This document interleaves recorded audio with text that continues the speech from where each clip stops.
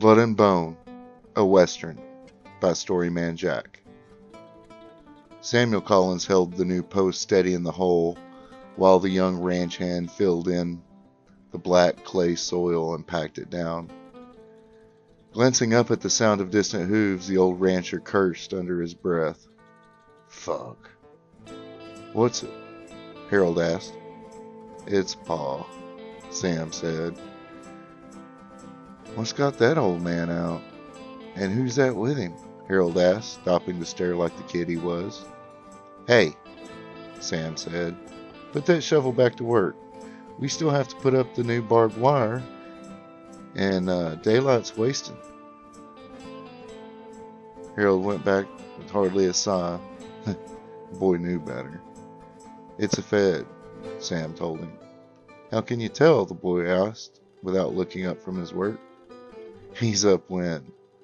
I know one when I smell him," Sam said. They were packing the black clay down when the patriarch of the Collins Ranch approached at a trot. Sam already knew.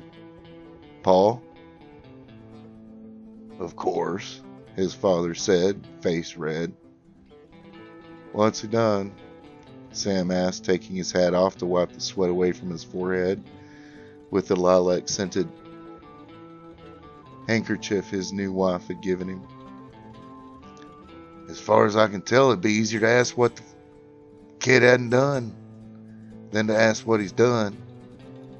The old man was disgusted. "That bad, huh?" "If what they're telling me is true," the old man said, glancing back at the marshal. "Harold," he addressed the kid, "I'll send some more hands out to help finish this up with you. And stay out of that damn cactus. I don't need the missus having to take tweezers to your backside again." The kid just nodded, knowing better than to ask questions of the old man. "Yes, sir," he said. Sam snorted.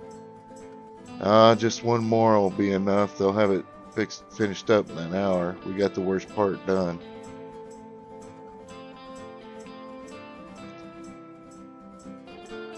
He stopped, looked over at the marshal who was approaching Sam's old stallion. "Shit," he murmured. There was a raucous and a yelp from the marshal. Sam rushed over to the Fed. "You okay?" "The bastard bit me," the man said. "I'll live. He didn't draw blood." The man held out his other hand, the one that didn't get bit. "Pete Simon, U.S. Marshal." Sam took it and shook it warmly. "Sam," he told the man.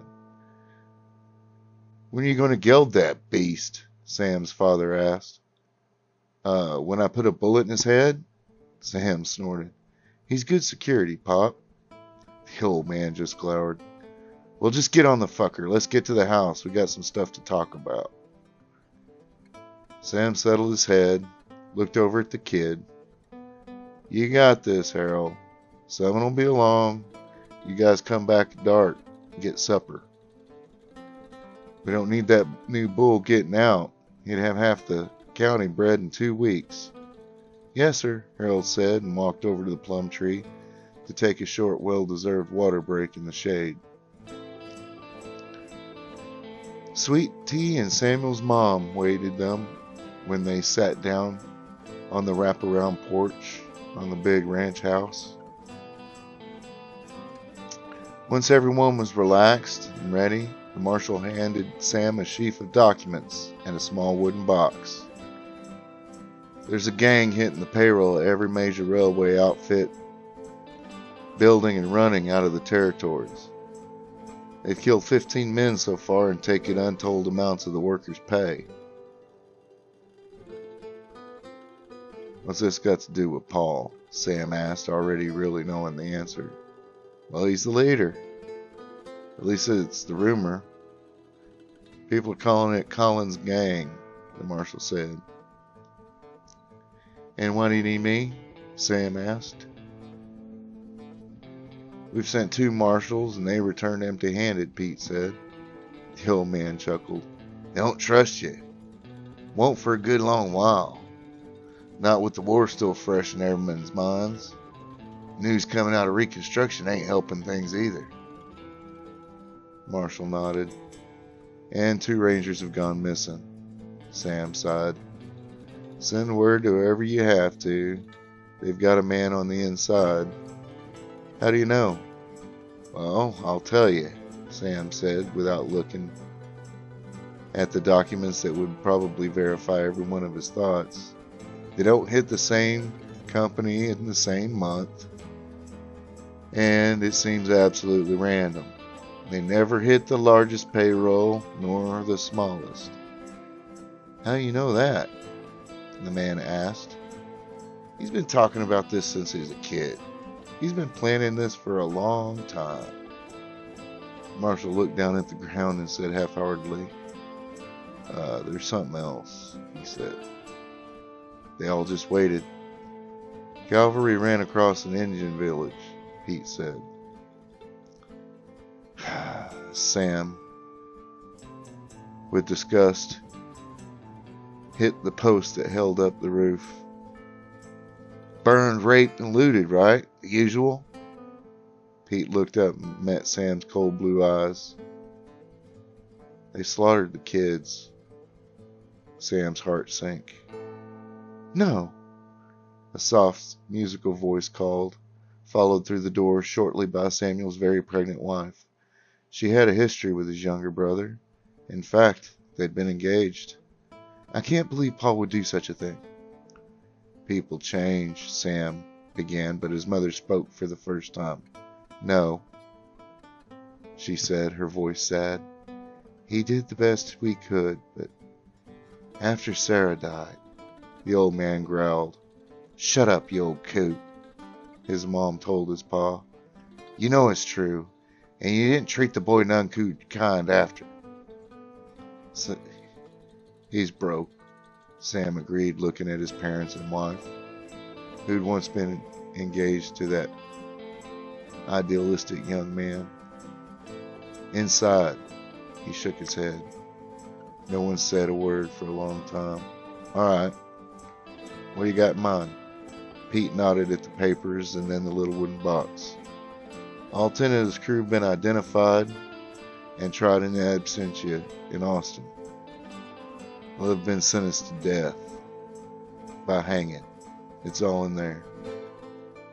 I didn't think you could do that, Sam's pa said. Killing kids is about as bad as you can get, Sam's ma commented sadly. No, that has nothing to do with it, Sam said with a cynical smile. Don't piss off railroad barons. Pete nodded. That's exactly why they call it railroading. But the massacre gave them the ability to suspend the rules. Nobody's going to complain. Sam nodded. You are hereby called by the governor of the state of Texas, Samuel William Collins, to take up the badge of a Texas Ranger. Why a Ranger? Sam's wife Emma asked. Because they have the authority to go up into the territories without being federal, Pete said. I'm backup only. We figure the locals will trust a ranger. Sam agreed. I'll need some iron. Wait, what? Pete asked. Thought you were supposed to be this stone cold trick shot killer with those things. What'd you do with them? Sam shrugged. I threw them in a river. Damn fool thing, his mother said. Never understood why you did that. Ma, they were for killing, Sam said. I can hunt with my rifle. If I have to kill a man with it, it'll work. Though Sam knew he'd tossed them because the real reason was that every time he looked at the damn things, he saw the innocent blood that dripped from them. "I'll be staying in town tonight," Pete said. "I'll authorize 2 peacemakers be available at the general store. I understand they got a new model." Sam picked up the peacemakers the next day. "Come on," he told the marshal. "We need to see if these things need adjusting." Pete chuckled. "How long since you handled an iron?" "Oh, 5 years. Something like that." "Are you sure it isn't you that needs adjusting?" "You're probably right." Down by the creek, the rancher loaded the guns, while Pete set some old bottles along the other bank. "You're going to a lot of trouble," Pete said, as he placed the bottles into the clay wall of the opposite side of the creek. "When I was a kid," Sam said, holstering the heavy weapons and lighting one of those cigarettes, "me and Paul got us a new deer rifle. We worked all summer to get it. It was a piece of crap, really." He exhaled the smoke slowly, thinking. "We were back up there at the house." He motioned toward the large ranch home. "We wanted to sight it in. Ended up killing Dad's prize bull." Pete winced. "Yeah, my ass still hasn't recovered." Pete made it back to the correct side of the creek. "All right," but before he could finish, Sam had his guns in his hands, and every bottle exploded one after the other, 40 feet away. Sam's eyes were wide when the smoke cleared. "I guess I'll do. Little heavy," Sam said, putting the guns away and heading back to his horse. So 6 weeks later, Samuel Collins had tracked the Collins crew. Kind of an oxymoron, he thought to himself. He had finally found their base, and it was just like his brother should have set it up. Infiltration and information. One thing he could say about his brother, the kid was frickin' smart. He let his red roan horse plod slowly into the border town. Townsfolk, Mexican laborers, and kids ran about the dusty place.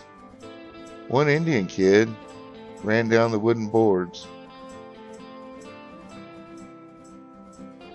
that served as sidewalks in front of the main stores.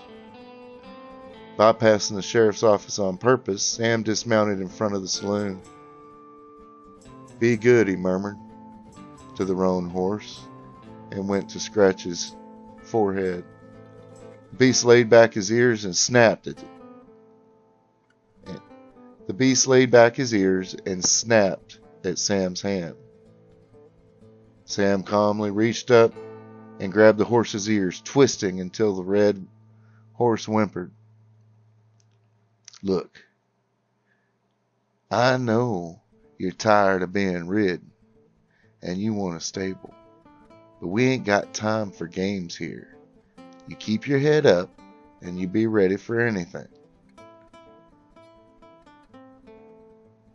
The horse snorted and shook as Sam let the ear go, but he had calmed. Sam panted the brute's neck, headed inside after wrapping the reins loosely around the hitching post.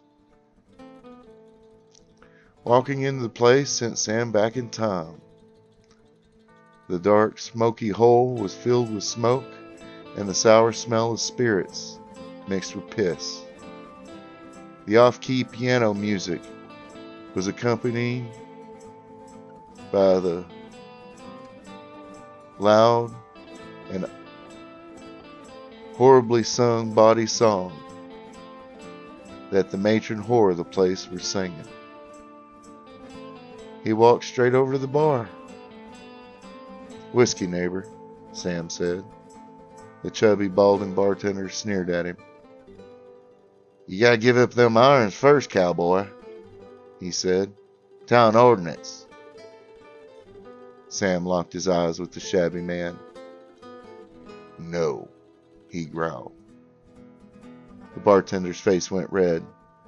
But before he could argue, Sam flipped his lapel, showing the plain silver tin star he'd had given to him.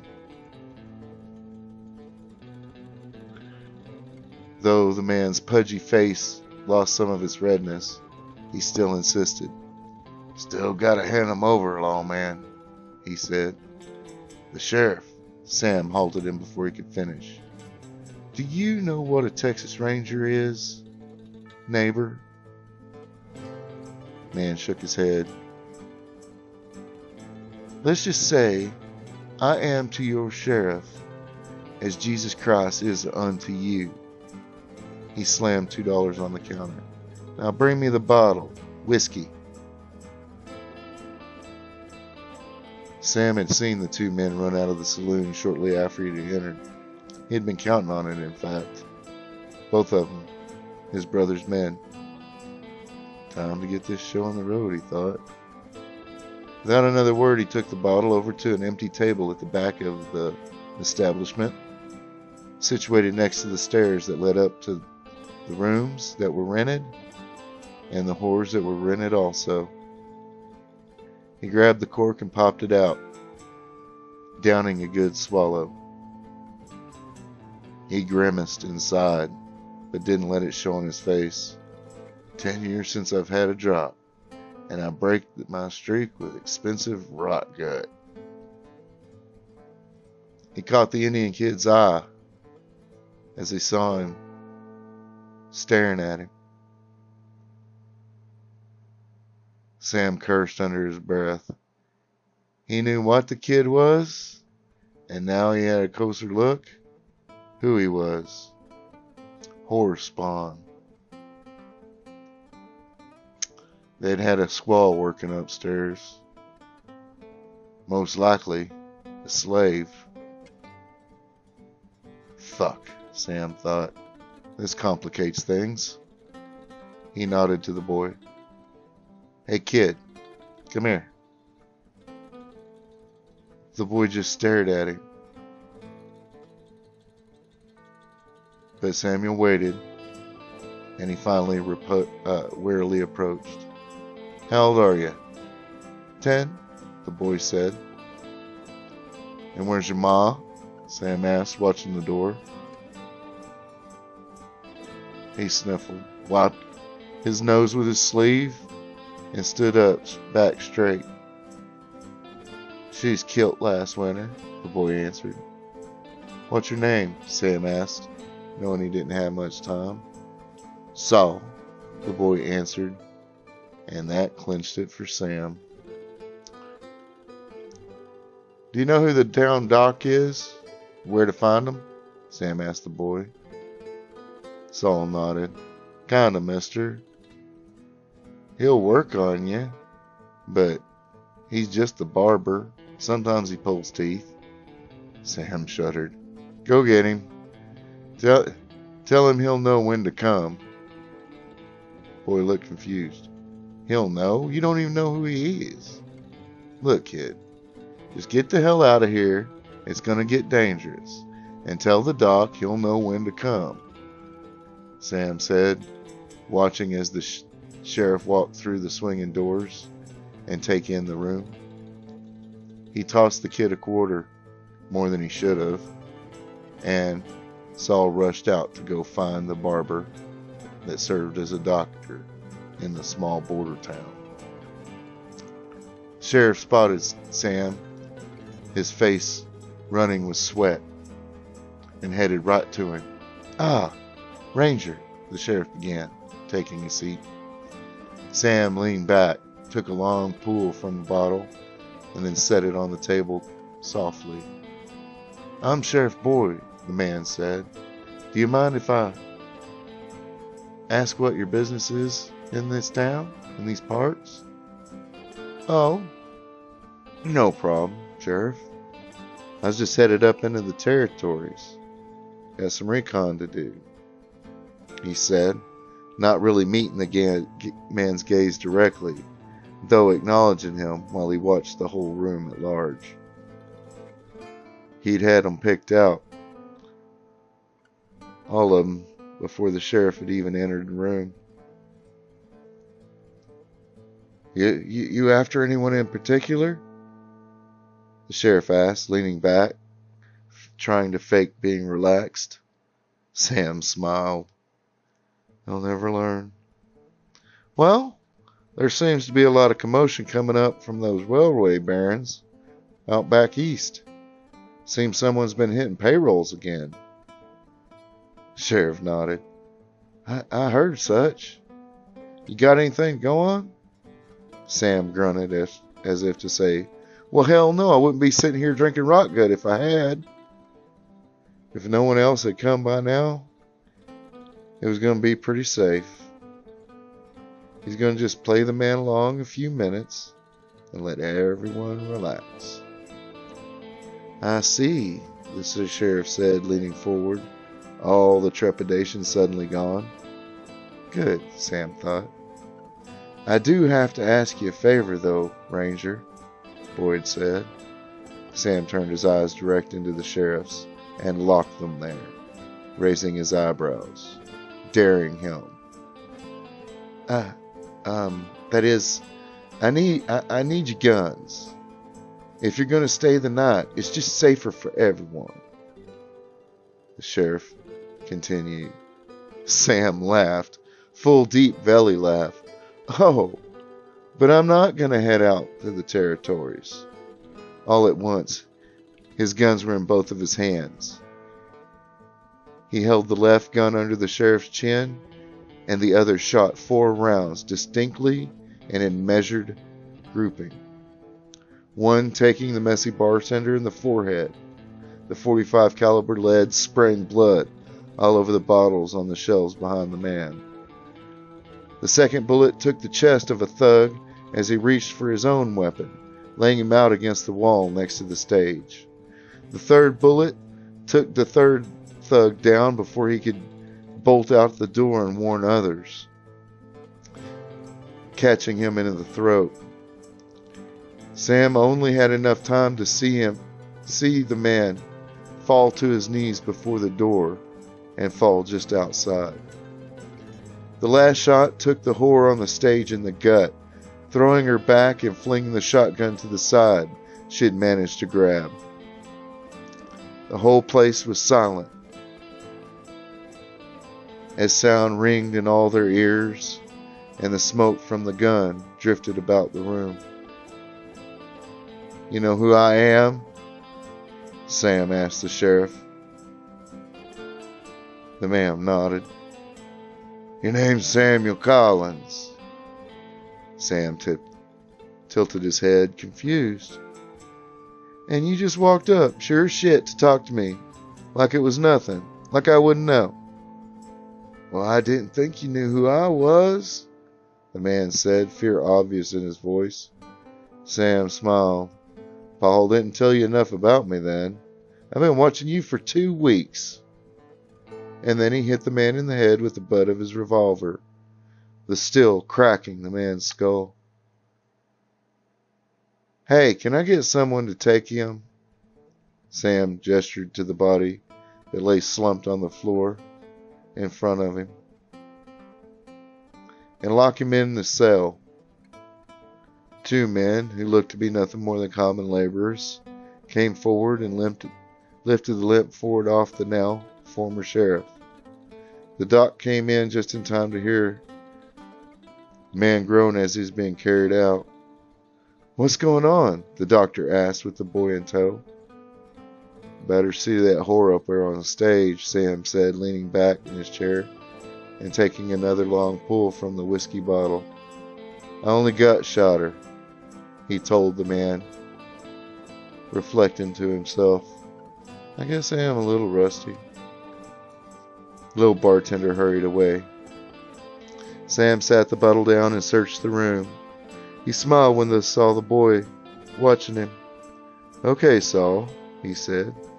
I want you to go find the mayor. The mayor? The kid asked. Yep. He's probably working on training that new shepherd. Be respectful. Why should I? The boy asked.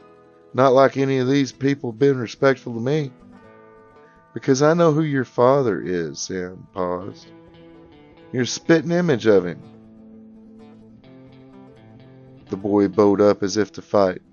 My father was an Indian brave, he said, as if he'd memorized the statement, about to go into a diatribe of all his imaginary father's great achievements. Your father is a white boy named Paul Collins, Sam told him with earnest sympathy. The boy stared into his eyes. Look, I know how it must be. Your mother had probably told you she didn't know who your pa was. So you made up a heroic person off somewhere. Sam stopped and gripped the kid's shoulder with genuine affection. You'll have to settle for a badass Texas Ranger uncle instead. Now, go find the mayor, and we'll talk about it later, he told the boy, ignoring the kid's glassy, ice blue eyes. My mom was a whore, the kid said, anger in his voice. Sam slapped him, and then pulled him close while the shock of it still had the kid locked in place.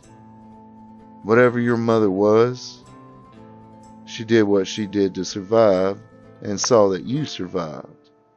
So you will be respectful when you talk to her, no matter what she did. She was your ma. The boy burst into tears and buried himself into the old rancher.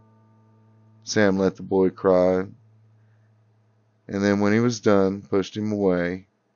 Now go get that mayor. We only have a day or two before all hell's gonna break loose. Well, looks like you went and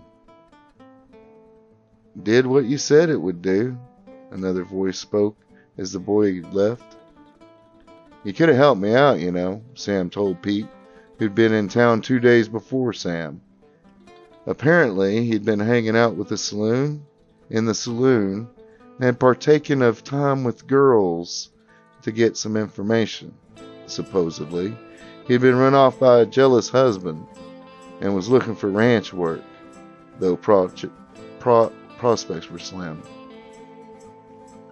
Pete snorted. You seem to have it handled.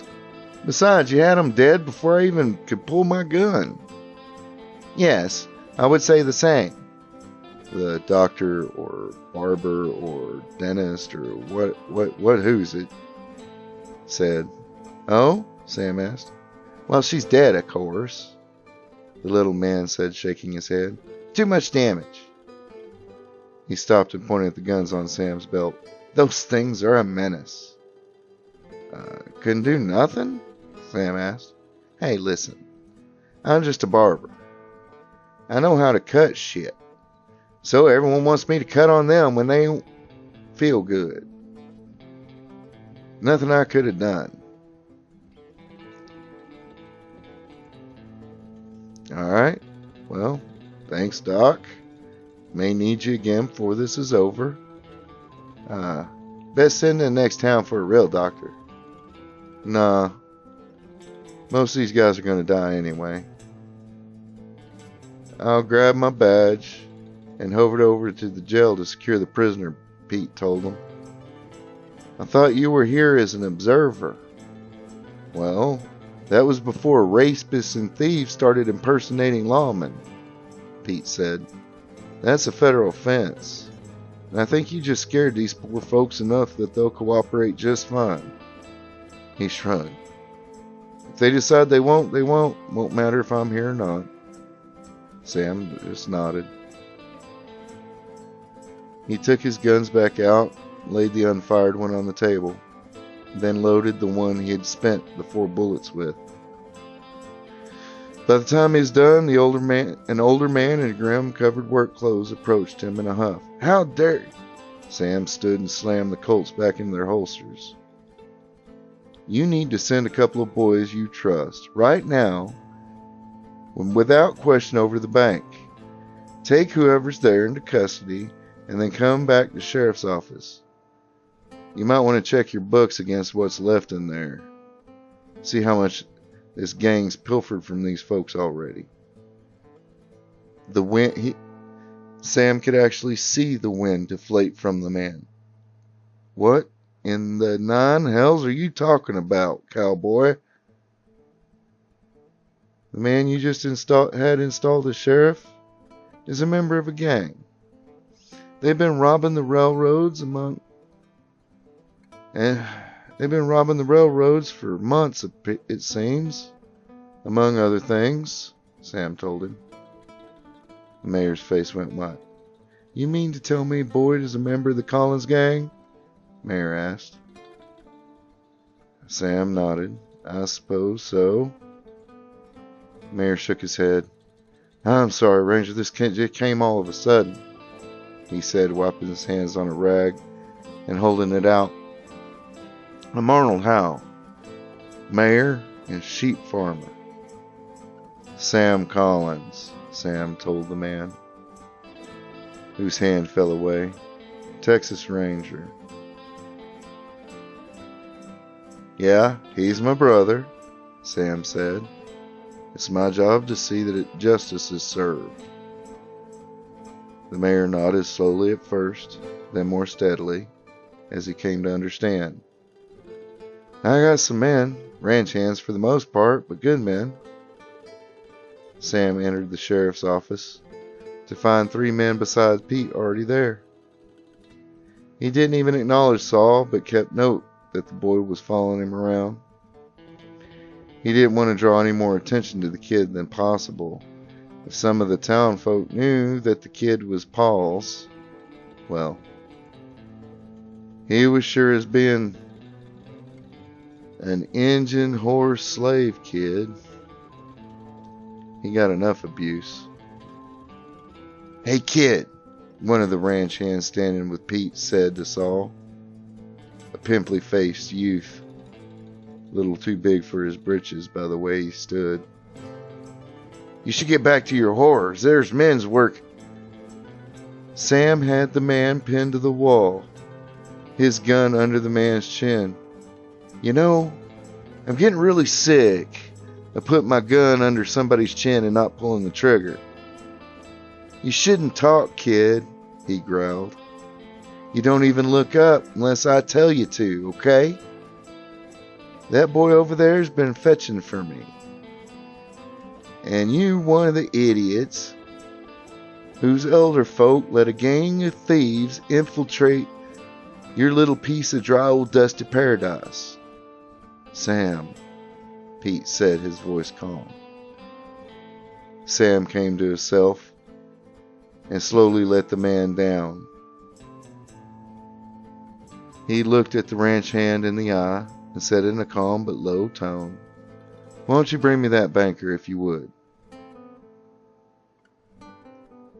The kid nodded and headed to the next room where the cells were located, as if all the demons of hell were eating on his ass. It was almost comical how he was falling all over himself. When the banker was pulled back into the room, he saw Sam, and his face went white. "Well, fuck," the man said. Sam looked over at Saul. "You see, only bad guys use words like that in front of a kid." "So, what, you know me? On sight even?" Sam asked. "Well, shit, man. You're the spitting image of each other, beard and everything. Even got the streaks of gray in the same place." "Okay. Well?" Sam asked. "Well, what?" the banker asked, looking around, confused. "Look, if you ain't no smarter than that, I'll just put a bullet in your head and let Boyd run my errand. Maybe he'll survive." He paused. But you know what? I don't really like Boyd all that much. And I prefer somebody else. They're going to leave tomorrow, the man said in a rush. All the gold and cash from the bank's on their wagon. Wagon? Pete asked.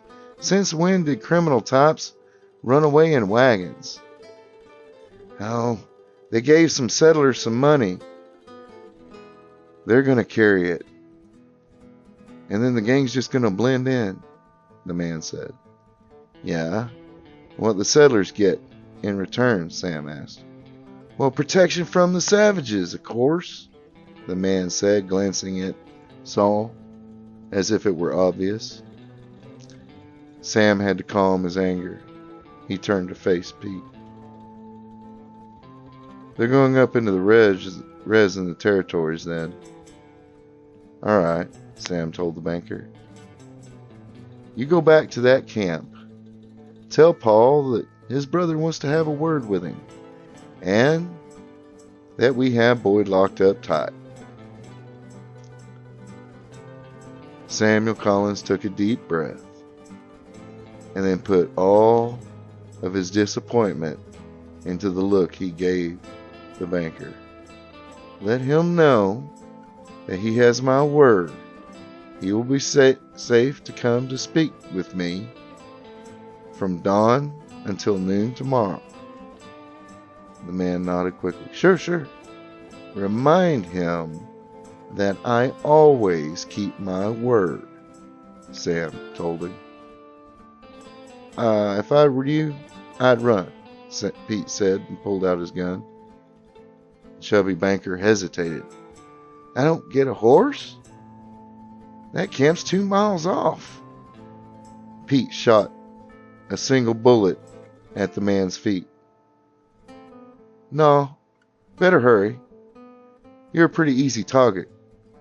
And my finger's just itching. The banker didn't have to be told again. He bolted. After a moment, the mayor came in. So, what now? Get rifles in the hands of your men, Sam said, shrugging. Get them on the roofs before the sun comes up. I don't think they will, but they could sneak in at night and try to kill us all, or just take their man back. A precaution. Sam looked confused. What do you mean? Well, I thought you offered him safe passage. Sam shook his head. Oh, he's only got safe passages and he can come and have one conversation with me. But he knows what he's in store as soon as that conversation's over.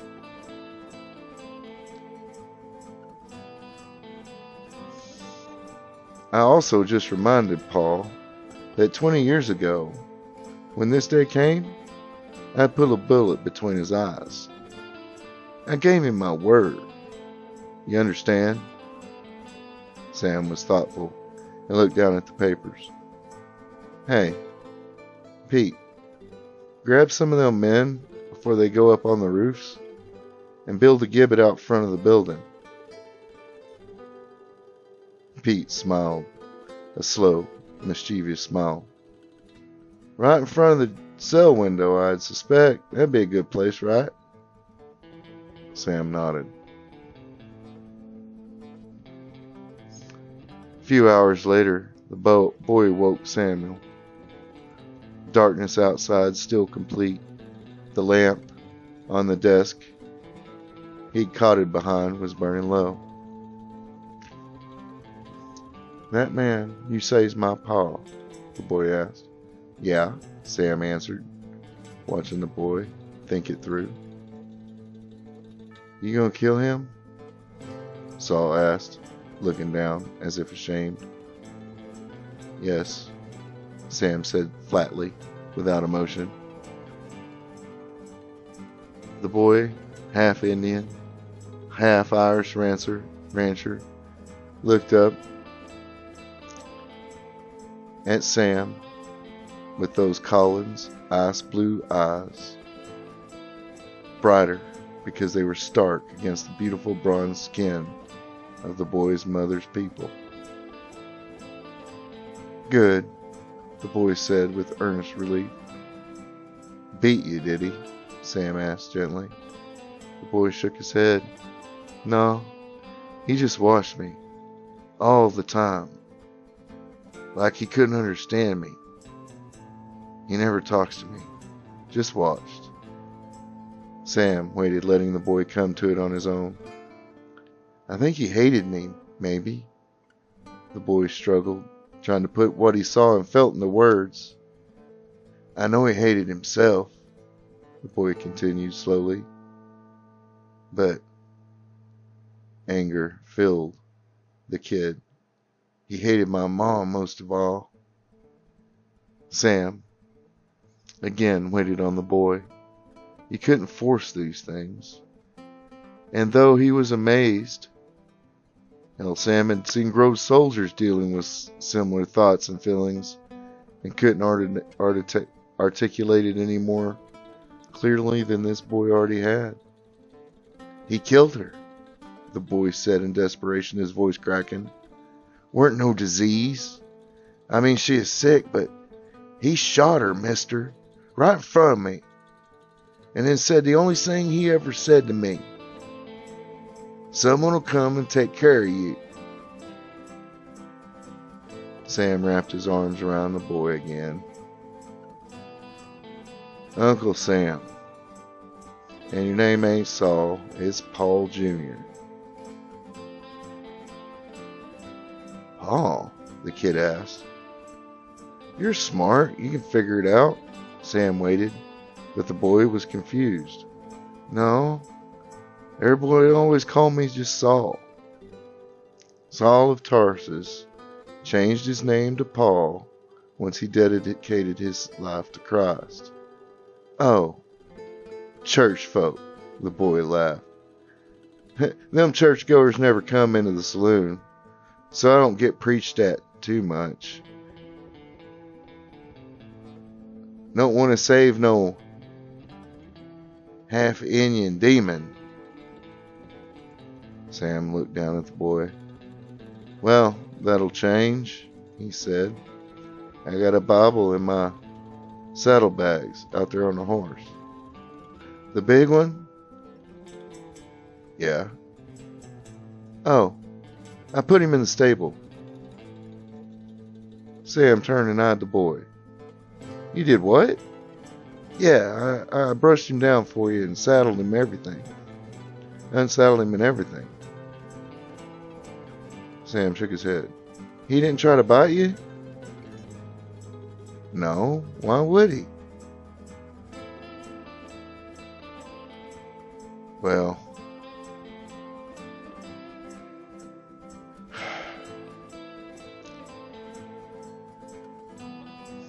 Marshal Pete chose just that moment to come into the room. He stopped and shook his head and then started to leave in embarrassment. What? Sam asked, letting the boy go. Uncle Sam, he said, glancing at the kid. Boys my brothers get, Sam said. Yeah, there is kind of a resemblance, ain't there? Pete was quiet for a second and looked down. You sure your old man will acknowledge him? He is half Injun. Saul stiffened, but Sam just laughed. That old man loves kids. He may look like he treats them like shit, but he's trying to teach them a lesson. He desperately wants granddaughters. And since my sister died, Pete nodded. So Saul there. No, it's Paul. Oh, yeah, I kind of get that. But anyway, if Paul there, you don't have to have him keep trying till you have a boy to leave the land to. Exactly. Well, anyway, good old Sheriff Boyd wants to speak to you. Sam sighed, standing up and strapping on his guns, reaching for his hat. What do you mean?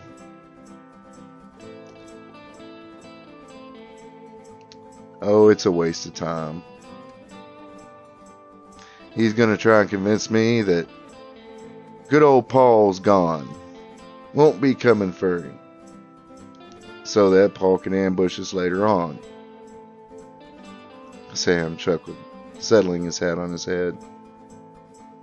Then, when I don't buy that, he'll do his best to convince us that the money's gone and you might as well keep him here because we'll just get ambushed on the way. He's already assuming we're going to take him to Austin for trial, you see. Pete nodded, working through. And when that won't work, oh, it doesn't matter, Sam said. He'll get the idea of reality before it gets that far. That gibbet finished? Sam bent and took the sheaf of papers he'd retrieved from the saddlebags. Evidently before the boy had taken the mean-tempered stallion to his stables. He couldn't believe the horse just acted like a normal horse for the kid. Must know good character. Though it wouldn't be hard. That kid exhumed goodness. Pete left and nodded and left. Sam turned to the boy.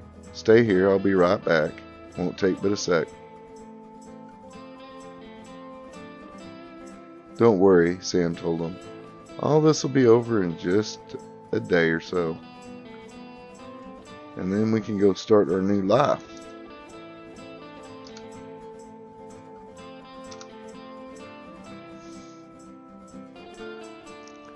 Boyd said, his tone light, as he entered the room where the cells were. I hear you wanted to talk, my friend. Boyd drew in a deep voice to threaten, but before he could speak, Sam rattled the paper in his hand as if to draw attention to it. By the authority of the state of Texas and the federal government of the United States of America, Mr. Harlan Boyd. Yep, this is yours. You are hereby informed that you've been convicted of the following crimes according to the state in absentia. Theft, murder, rape. You are hereby informed that your sentence has been ordered under the state and Judge Faraday Harvey. Death by hanging until dead. Sam Boyd was left in a stupor, propped up in his corner of his cell, crying softly. Only a few hours passed before Pete came in to find Saul and Sam playing poker for the little scraps of paper. Who's winning? He asked. This little fucker's cheating, Sam said, frustrated. I can't tell how just yet. The kid smiled, a crooked smile. You can figure it out. Well, just so you know, your brother's been spotted coming in, and he's alone, Pete said. Sam looked up. How long till he's here? He asked. Pete shrugged. He's taking his time. Then he thought about it. An hour? You think he's giving his people time to get set up somewhere? Sam sat back and took out his tobacco pouch.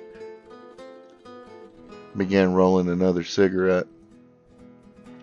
He watched closely as the boy began dealing the next hand. Then he noticed it.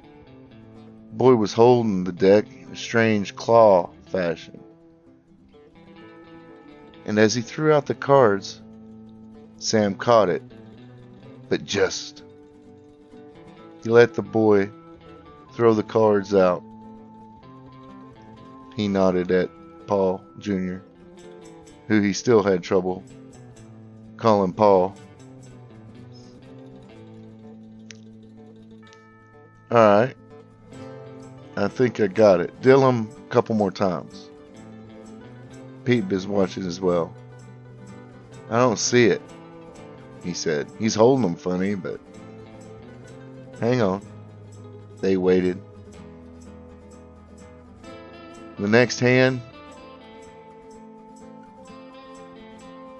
Samuel held up his hand. "Check the hands," Sam told Pete, smiling. Pete flipped Sam's cards over.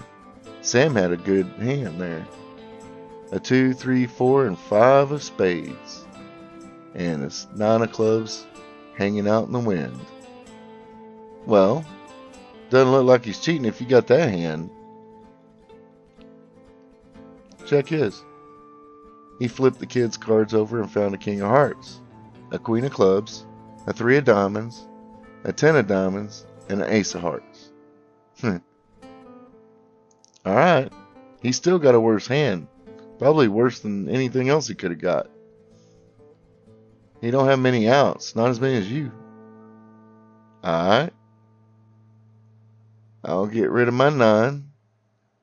You go ahead and throw out all but his hearts. And then deal it out exactly as I tell you. Sam pointed at the deck. Burn the top card. Give me the next card. And then give him the one after that off the top of the deck. Alright. Now give him 2 cards from the bottom of the deck right in order. Okay.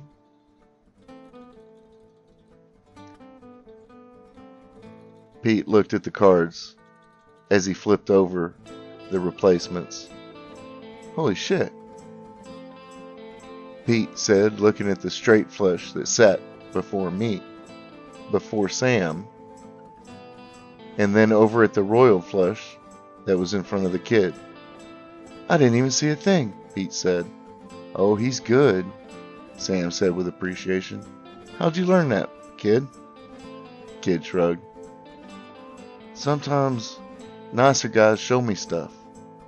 They feel sorry for me mostly." "You mean that's, when they're not slapping you upside the head?" Pete asked. The kid laughed. "Yeah, mostly." Sam finished his cigarette and then spit in his hand and put the cherry out in his palm. "Well," he took a deep breath and stood. "You won't have to worry about getting slapped around no more. Not after today. I better go wait out in the street." The rancher, cowboy, turned Texas Ranger, lawman, walked out into the dusty street, carrying his tobacco pouch, letting his spurs clink on the rock road. The air was still and cool for late morning in spring. Slowly, annoyingly slowly, a figure on a horse materialized out of the distance. It rode hunched over, with a white flag attached to the barrel of a rifle sticking into the air. Sam snorted and waited. After finishing his first cigarette, he tucked it into the band of his hat and began working on the second. Finally, Paul sat upon his horse, rifle in the air, white handkerchief tied to the top of it. "How's Ma?" Paul asked, dismounting. "Put the rifle in the saddle," Sam said, not looking up at his brother, in a completely emotionless tone. Finished up the second cigarette and pulled the one out of his hat band. He heard his brother approach slowly and knew he'd put the rifle away, even though he hadn't looked to check. He raised his head and met his brother's eyes. Sam held out a cigarette. Paul, the spitting image of his old brother, eyed the man and shrugged and took the cigarette. He smirked, reached into his shirt pocket, pulled out a match, and lit it with his thumbnail, sharing the flame with his brother, Sam, as if nothing had ever gone between them. Paul took a deep inhale of the sweet tobacco smoke. Damn, real Virginia tobacco. Sam nodded. Things are getting back to normal. Paul snorted. Normal. He eyed his brother. How much did you have to pay for this? 3, 4, 10 times as much as was before they got rid of them slaves? That wasn't the point, Paul. Younger Collins shook his head, disgusted. I'm not arguing about it no more. Ma's pissed, Sam told him. His younger brother chuckled. Yeah, figured, he said. I'm going to take care of the boy, Sam told his brother. Paul looked up sharply. Thank you. And the gratitude in his eyes was real. Tell me. Fell in love with her. Wanted to run away. But she wouldn't go on the run. She was scared.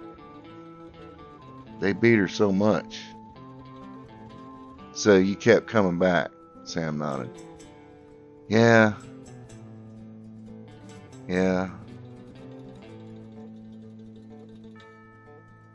Don't tell the boy I cared, Paul said after a moment. I want him to know I was what I was. Sam sighed. You know, you never had to be that. Paul laughed.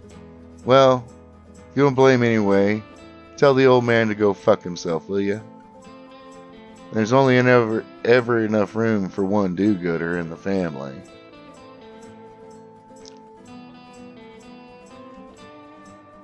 Now I'm sure he's just as fed up with you. And I know. I killed the ones responsible for them engines, Paul told his brother. Sam nodded. I figured, when I didn't see them coming up behind you.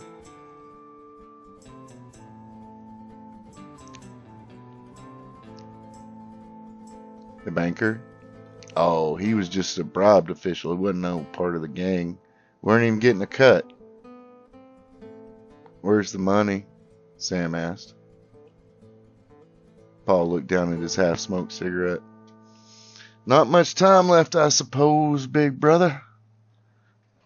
Nope, Sam said. Paul finished the cigarette with a long pull. Paul always told me I killed Sarah, you know. He never said it out loud. Well, he always thought I killed Sarah then.